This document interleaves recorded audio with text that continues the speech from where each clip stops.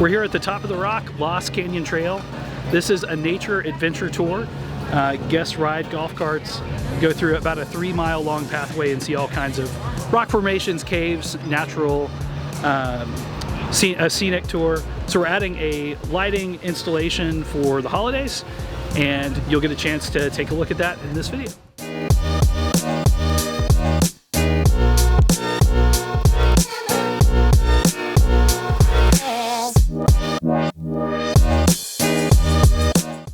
So we are back in the final stretch of the project at Lost Canyon.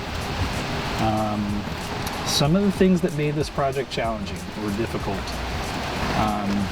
It's a 3-ish mile long trail. It's only accessible by golf cart. The trail's pretty narrow. So there's some things that you take for granted on a lot of projects that on this one are really problematic.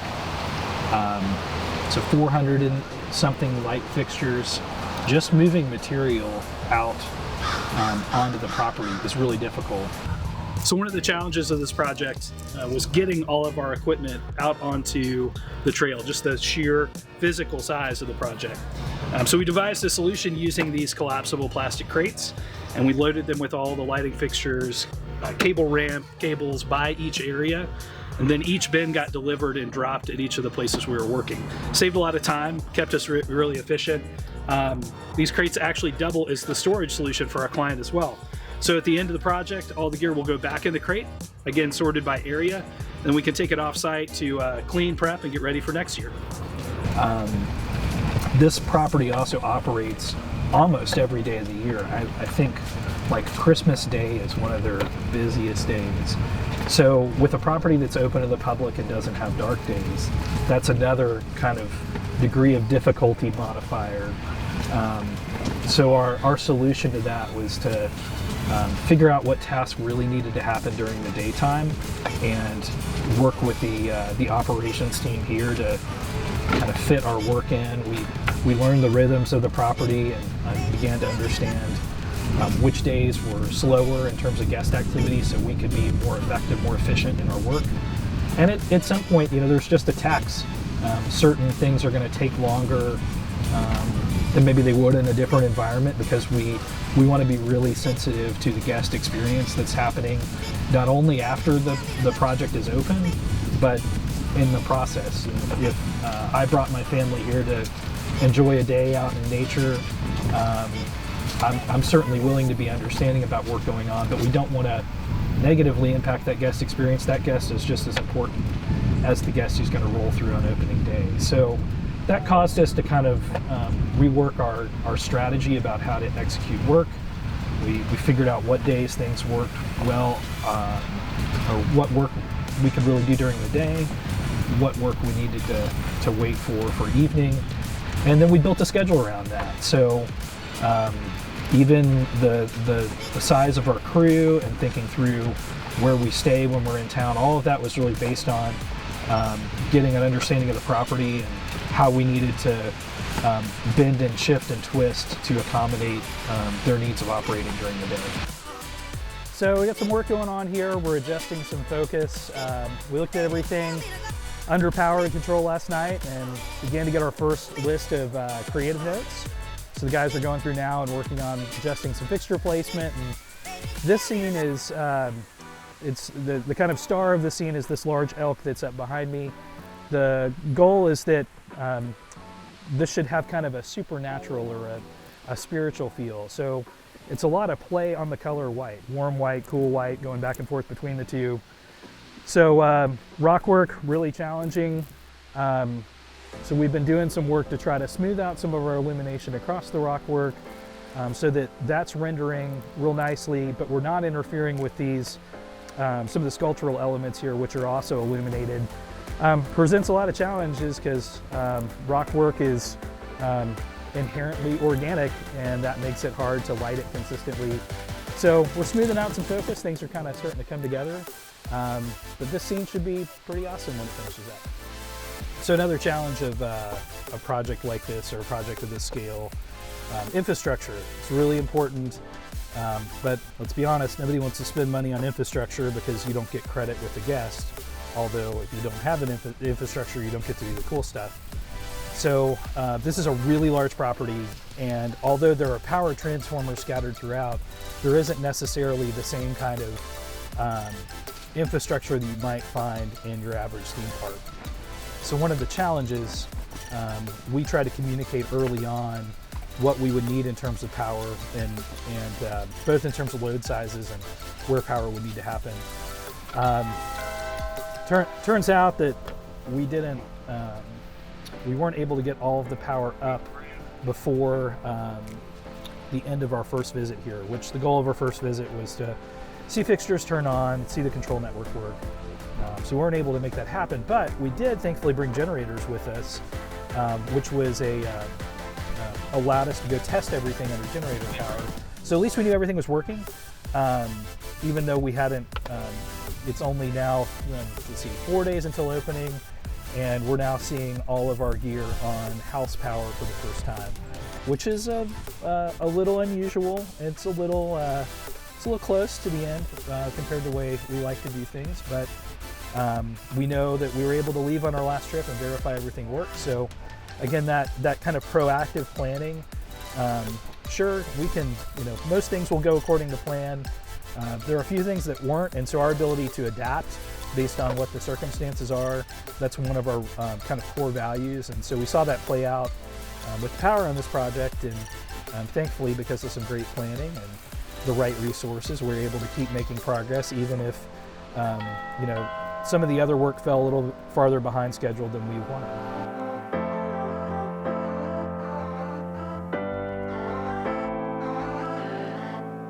So control network, all fixtures need power and all fixtures need control. We like to use Pharos controls for all of our work. Great tools for scheduling, great tools. It's world-class, top shelf hardware, super reliable. So for this project, again, it was originally conceived as a portable installation or a temporary installation. So we built a dozen equipment racks. Each had either a Pharos controller, a DMX output device. We used managed network switches with fiber ports, and we essentially built our own control network. So this is the control rack we've got across the property. We have roughly 12 of these deployed. We're using a Netgear AV series switch. We really like those for the configuration, price is right, and it gives us fiber ports. In order to deal with a property that's this large, we've strung our own fiber, so we're basically making our own fiber network. We're using a tactical fiber with an Opticon connection. Keeps things nice and versatile. We'll deploy this on other projects as well. In this particular rack, there's a Chauvet NetX, so it's an SACN output device that's going to send data to all of the lighting fixtures in this particular area. And then a UPS just to keep everybody happy in case there's a blip in power. At some other locations, we have a Pharos LPC controller, but in this case, it's just an SACN. We've got an LTE uplink, so we have a cell uplink. So all of the controllers we can see remotely. We can help support the property even after opening. And yeah, so far it's working like a champ, which is awesome. It's great to see. It took several days to see those pieces come together and come together on the property. And just a couple of days ago, we saw that whole network come to life, and really spectacular to be able to sit in a hotel off-site and see the network and make adjustments. So that's been definitely a challenge to figure out how to do that in a portable context on a property this large, but it's working exactly like we wanted it to, so that's been a big win for this project. So this is a device called a polecat. We find these a lot in the motion picture industry, and it's a great way of hanging lighting fixtures in trees. So this property has a ton of great trees. We want to be super discreet with where we're placing fixtures. So this is the device we've used. It's got a couple ratchet straps, so it fits around the tree. And then we've added a Schedule 40 pipe. Schedule 40 is kind of the theatrical lighting standard mounting device. So we had a piece of Schedule 40 welded on. That allows us to place fixtures with C-clamps here, just like we would on a theatrical lighting batten. We also get a nice safety point as well, so all the fixtures can safety back to a rigid point. At this project, we have a lot of gobo projection work. So the narrative is that we're going on a journey to understand Chief Seattle and his history with this property. So we see different quotes throughout the project. So to display these quotes from Chief Seattle, which are real important to the narrative of this project, we're using Lecos up on a polecat to do, it's very simple projection work. Could do it with a video projector too, but we've opted for a light fixture to keep costs down a bit. So you can see the polecat behind me. We're throwing a text gobo that kind of floats right over this rock work. So this has been a real effective strategy in almost every scene on this project. We're using that strategy to give us a lighting position. So this is the Indian Head Falls scene, which presents a number of lighting challenges. So you can see kind of over my shoulder, we've got some fixtures hidden inside a little rock outcropping. We've got another set of ERS fixtures over here in a tree. This is a scene where the guest rotates through almost like 280 degrees. So trying to find locations to get some of the wash going here on the rock work, to do some of this gobo projection from these two positions gets really challenging because we have this guest interaction issue. We obviously don't want a guest to drive through and get drilled in the eyes with a light. That's not the experience we're going for. But figuring out how to do that and figuring out the different kind of physics challenges here has been really challenging. So we refined a couple positions. I think we've gotten our focus. We had an original plan and we've made a couple of changes from that, I think for the better. But figuring out some of these geometric issues has been a real challenge. It's where if there's the opportunity to have a 3D model, you could, in theory, deal with all this virtually and have a better plan. Now, you know, this property, there's no drawing, so we've had to kind of make it up. We did some things to create a drawing that helped our teams know where to deploy gear, but we knew there was going to be a pretty substantial process of making adjustments once we were on site. So we've had to modify a couple of the lighting positions. We weren't able to get the elevation that we really wanted over here because there's just no way to access those trees given the constraint of this trail and the equipment that was available, like lift apparatus. We really love the position of those Leco fixtures up there in the rock outcropping. They're nice and discreet, they're kind of tucked away. We're actually able to use the terrain of the project to conceal the fixture, which is kind of cool. And we're able to, because the angle is so kind of obtuse, we were able to eliminate that guest interaction concern. So this is starting to shape up. We've got a little more focus work to do this evening, but I think this is my favorite scene so far. We'll see when we get to the end. It's looking really good. So the expectation of speed, even when everything is prepared in advance, we usually are working under the supervision of a creative director. So our work, you know, they're kind of the chief or the champion of the story, and they're looking to see all the pieces kind of come together and fit. So we get really good feedback and direction from creative directors, and it's our job to incorporate that and translate that into the discipline of lighting and figure out how to achieve the overall vision. So with this project, we're now at the phase where the creative director's here on site providing some really good feedback, and we're starting to incorporate that into our work. But at the same time, there's still elements of our work that we're still setting up for the first time, getting things plugged in. You know, we're still very much in execution mode.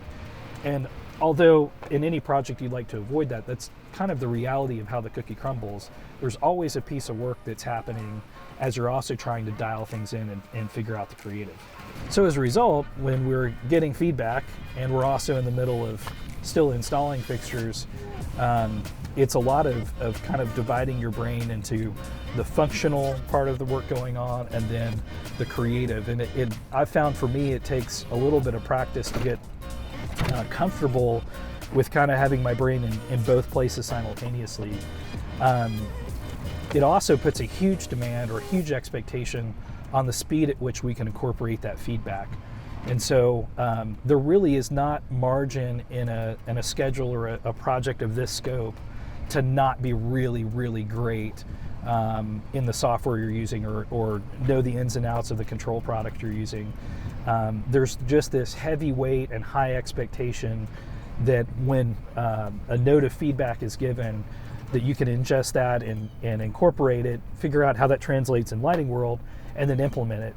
So it really pays to be highly proficient in your control system of choice.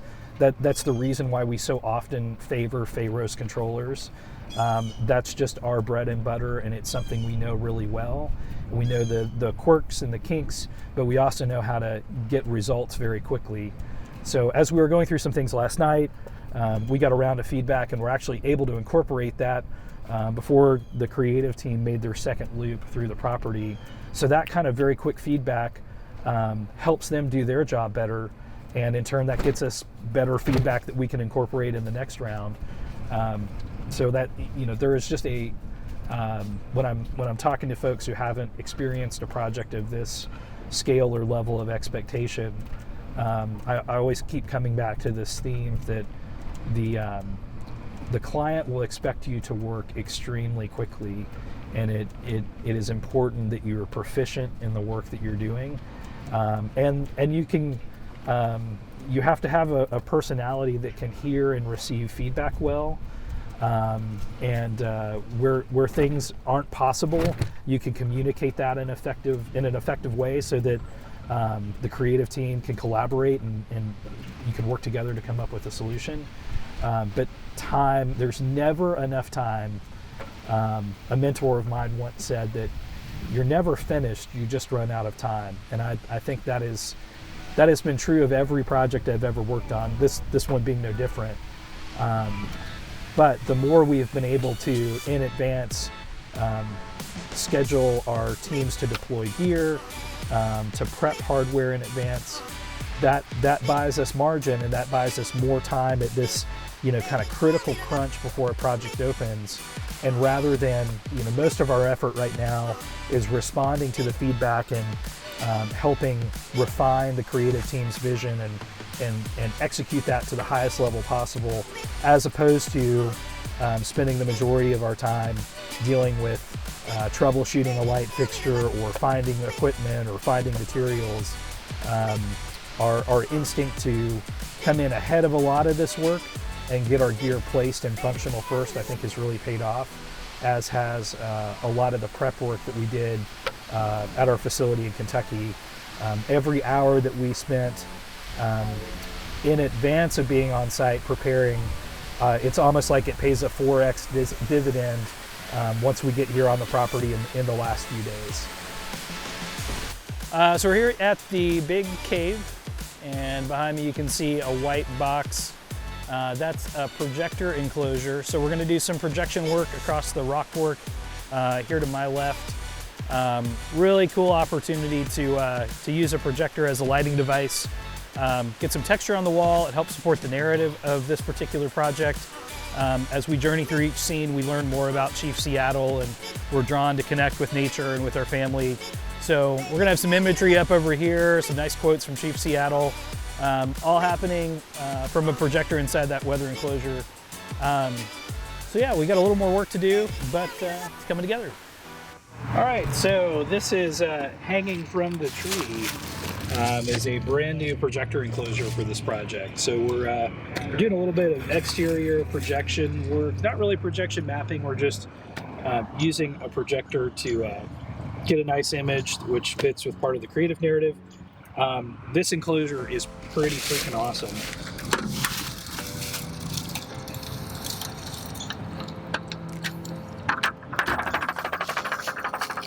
So I've used a few in the past that are a little more sketch.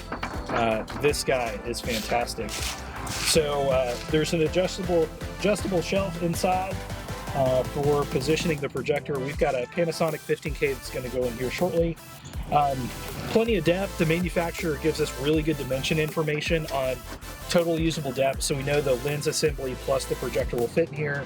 We can see there's some nice insulation here, a little sound attenuation, and then in the back, that's actually a very, very small self-contained air conditioning system. So not only is it actively cooled, there's a fan here, so we're actively exchanging air, but there's also a little bit of air conditioning as well. So, you know, the problem with a projector that creates heat, when you put it inside an enclosure, you have to do something about that heat. So exhausting and exchanging air is a great way to start. Air conditioning is like even one step up. Now, granted, this event's going to happen over the winter, so I doubt we're going to have an overheating problem, but it's great to have a projector enclosure that could work for all seasons. And if you take a peek inside too, pretty fantastic. There's a little microcontroller there that sets the temperature, and then a European style series of breakers. So mains power, and then a power feed that will, two receptacles there to feed the projector, and we're gonna have a little digital signage player in here as well. But great, huge grounding lugs there, easily, all the wire assembly is easy to access. So I'm pretty impressed. This is a really awesome unit. I think it weighs about 70 pounds, but it's got some nice unistrut mounting points on top. For our application, it's just gonna be sitting on a rock ledge, but this could easily be part of a permanent setup with the rigging potential on top. So yeah, really cool device, really excited to see this one in use on the project. All right, so the special treat in this area up above me are 4 snow machines. So we positioned those to, and along with some fans, to push artificial snow forward in this canyon. So as guests enter and approach, they're gonna get a glimpse at Santa over above my head, and then a burst of snow will come and fall down on them as they make their way through this little tunnel into the cave, where there's a whole nother experience with some trees. So pretty cool. We've got a few atmospheric effects on this project. We have some fog earlier, low-lying fog, which will be really cool. Really fits with this story about Chief Seattle. And then nothing's better than Santa with a little snow. So the rock faces presented some challenges from a design and an execution standpoint. So we have 3 different types of lighting fixtures that we're using, and they're all working together as a system to give us nice coverage throughout this canyon and on the faces of the rock ledges as guests enter. So pretty challenging to find locations that required a good bit of adapting in the field. And obviously a nearly vertical rock face doesn't have a lot of opportunity to hide cables. So we've done our best to try to dress things in cracks and crevices. The overall result here at night is really, really impressive.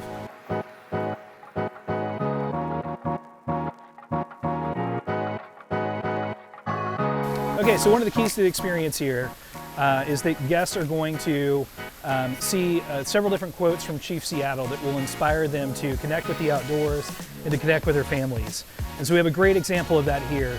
As guests are rolling across this bridge, which is all decked out and really awesome Christmas lighting, they're gonna see a quote from Chief Seattle floating across some really cool rock work that will inspire them and help continue to tell the story of this experience.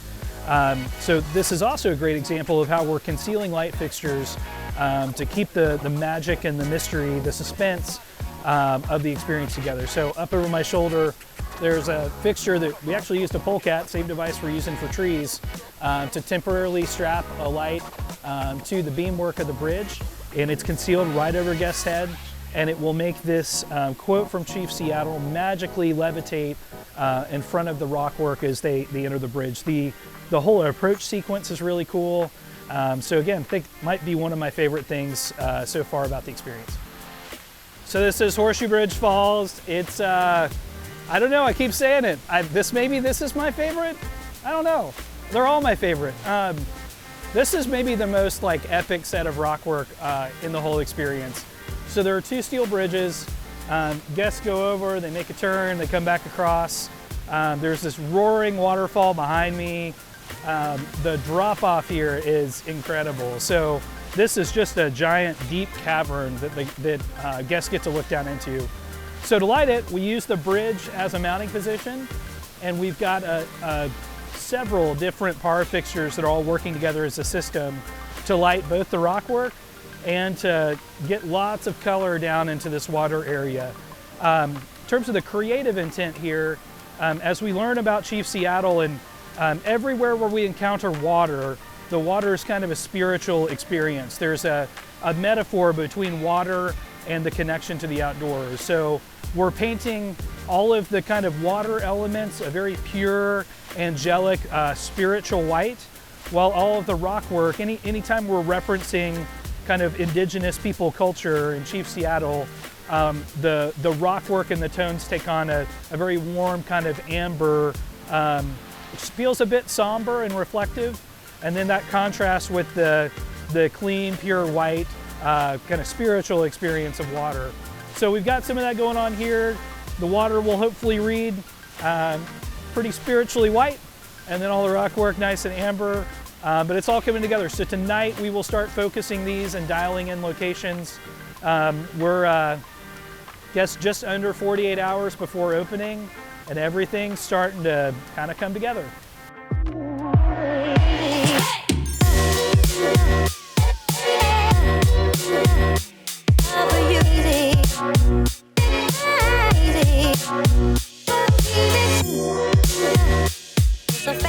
So we're here at the Lost Canyon Cave Trail. We're about 12 hours from opening, put together the last finishing touches, a couple programming tweaks here and there.